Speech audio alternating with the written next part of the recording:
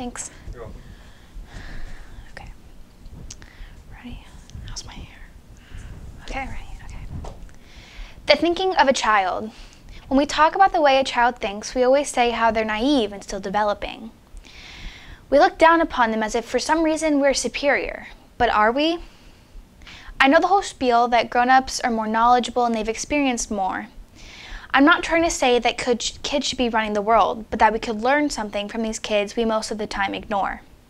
We need to acknowledge the curiosity and creativity of a child and their ability to stay so fearless and open-minded. I can remember so much about my childhood and the mindset that I used to have. I can remember one time when I was 12, I sat down to do my homework and my little cousin came up to me and he was about 5. I was starting to grow that adult mindset and becoming a teen. So as I was sitting down and doing my homework, my little cousin kept asking me questions. He kept saying, "Ellie, what does 3x plus y mean? Why can numbers go with letters? Can they do that?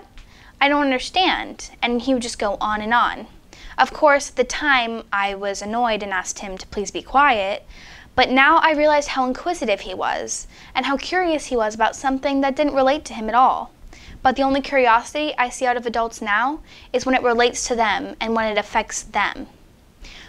Where did our curiosity about the world go? It feels like there's this box that society puts us in as we grow up.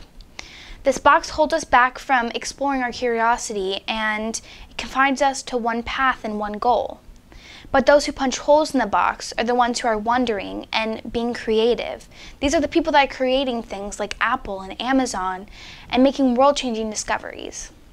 We see these people like those at Google who are using their curiosity as a stepping stone to create greatness, but we still aren't installing this into our youth. We still aren't showing them how powerful their creativity and curiosity can be. Not only are kids fearless, okay, cut that part, okay. Not only are kids fearless and creative, but they're, oh my gosh, frick, I messed up again. Do I just keep going? Okay. Not only are kids curious and creative, but they're also fearless. As a lifeguard, I saw so many kids who thought they were invincible. They thought that they could swim forever, and they would go to the 5 feet when they stand at a good 2 feet 5 inches. Now, I know that's not the best example of how great their fearlessness is, but it shows the confidence level they have, and something that grown-ups could really learn from.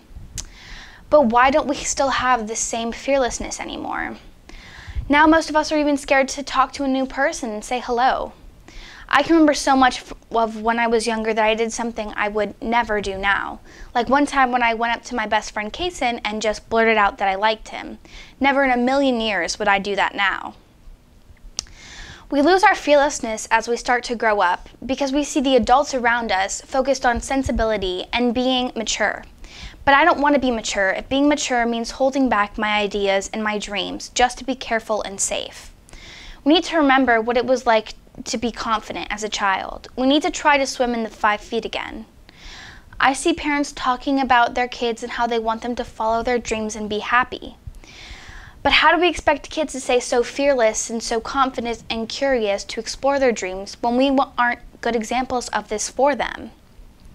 We need to start to challenge our minds and find ways to take risks that people most of the time would say aren't sensible. If you want to go out to the West Coast and become a professional cyclist, just do it. Sure, it'll be a struggle, but you'll be expressing your real needs and following your dreams, and that's the most fearless thing a person can do. When you're fearless, you're going to express the goals that you truly want and create the positive and happy life we are all so desperately in search of. But besides how cute and adorable these little kids are, my favorite thing about them is how open-minded they are and their ability to listen to those around them.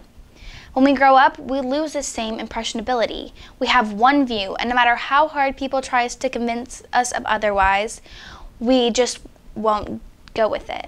I mean, we listen, we nod our heads, we pretend to take in this information, but none of us really ever think about changing our views.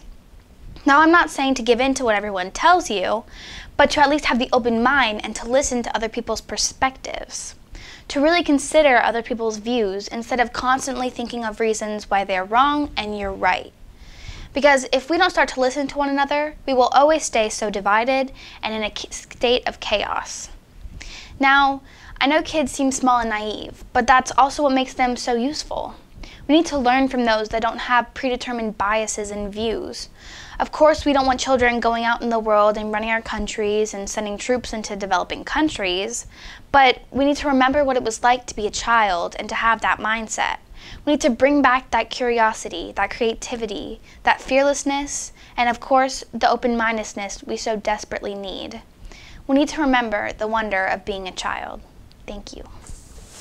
That was really good. Like, you barely listened to it. Really? Okay. I felt like I definitely like messed up and I was like, oh, frick. I messed up again. Okay. I feel like I went really fast, but It started a little fast at the beginning, but then you, like, paced yourself towards the end. it was so weird. I feel like Like, you're talking to no one. yeah, I know. and we're so used to talking to like a bunch of